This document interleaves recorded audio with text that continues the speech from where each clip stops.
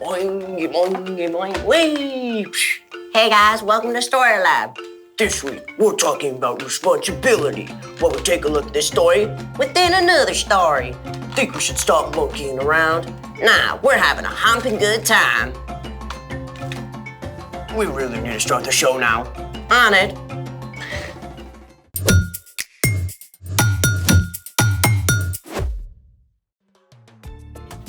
Sorry, I'm so sorry I'm late. I was riding my bike and there were like 6 potholes and... What on earth? G'day, mate! Wait, Cinnamon Toast! Don't scare me like that! What is all of this? Well, as you know, this week we're talking about responsibility, which is showing you can be trusted with what's expected of you. I see. And since you were running late, I decided to do the responsible thing by setting up for the show. Very sweet. But why the balloon animals? Walk with me. You see, I have recently taken up the fine art of balloon animalry. And since I'm clearly awesome at it, I felt like it was my responsibility to share it with the world. Wait, you made all these? Technically, the guy who's teaching me made most of them, but I did make a few, such as... the boa constrictor, the cobra, and my very first creation, the Alaskan bullworm. True work of art. Thanks. Now, what is your favorite animal? Sumatran rhino. Or a dog. One dog coming up.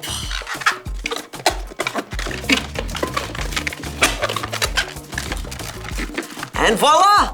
One balloon dog just for you. This is awesome! Thank you so much for sharing your crazy new hobby with us. Yeah, no problem. You know, now that I have a balloon dog, I should probably feed her. How do you feed a balloon dog? Glad you asked. Let's make it! Today, on how to feed your balloon animal, we're doing a little experiment called jumping goo. How can you make goo jump? So glad you asked. For this experiment, you'll need 1/4 cup of cornstarch, 1/4 cup of vegetable oil, a bowl for mixing, a measuring cup, a spoon, and 1 balloon animal. A regular balloon would work too. First, mix the oil and cornstarch together in a bowl. Sebastian? On it.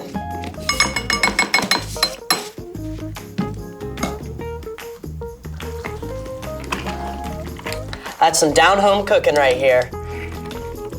Next, take your balloon animal and rub it on your head. Wow, your hair. Still better than when I hit that bush after the potholes. Now, take a spoonful of your mixture and very slowly move it close to the balloon without touching it.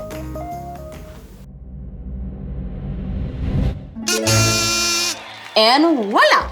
All thanks to a little thing called static electricity. Isn't that where you rub your feet on a carpet really fast and shock people? Yes, but there's more to it.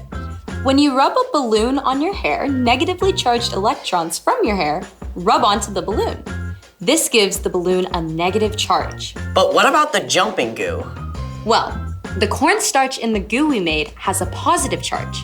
Negative charges attract positive charges, so the positively charged goo jumps onto the negatively charged balloon. And that's how you feed your adorable balloon puppy. Wow, thanks so much for sharing that experiment. Hey, thanks for sharing your balloon animals. And speaking of sharing, it's time for... The story before the story. Today, we're in the book of Luke, one of the 4 Gospels that tells the story of Jesus.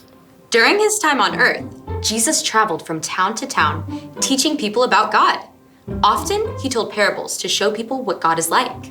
Parables are short stories about everyday objects and familiar situations, like baking bread, planting seeds, or hunting for a lost coin. Jesus was a master storyteller. His stories were easy to remember.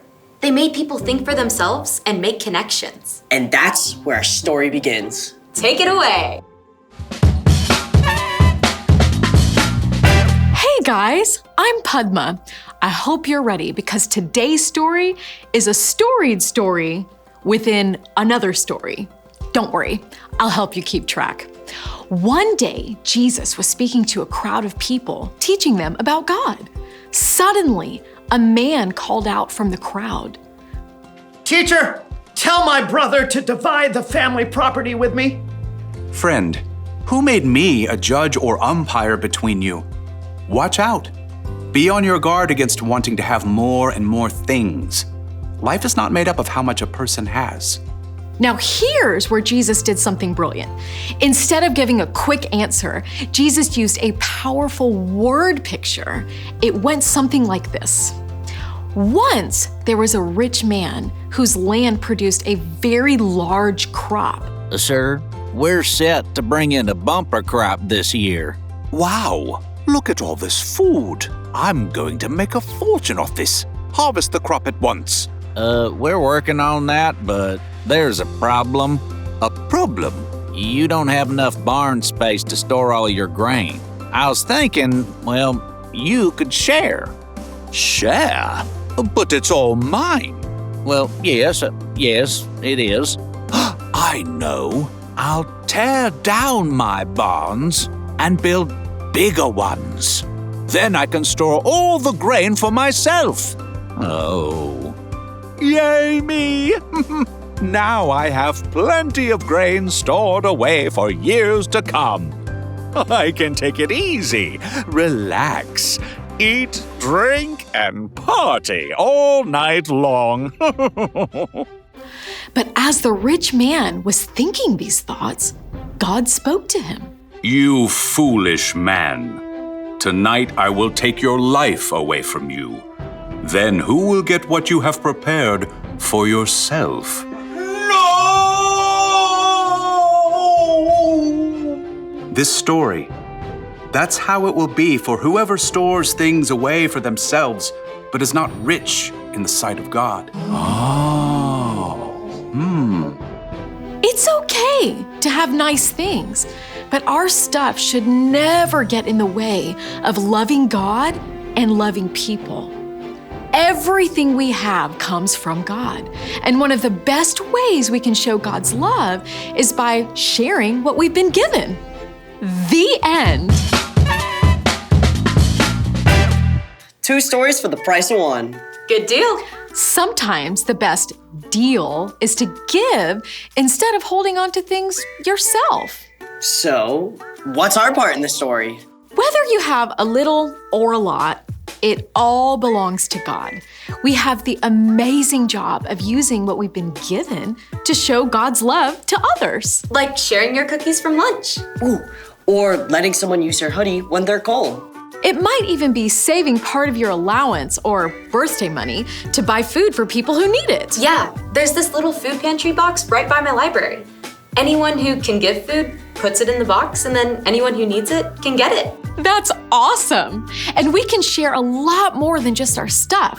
Things like our time. You can share your time by choosing to read to your little brother instead of playing your own game. If you got a big backyard, you can share it with your friends and all play some soccer. You can even share your story. That seems a little big. Well, when you tell your friends about the good things and the hard things in your life and how God has helped you, it can encourage them too. Who knew we had so much to share? I love it.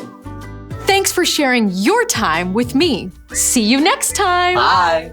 So here's the thing. Share what you have.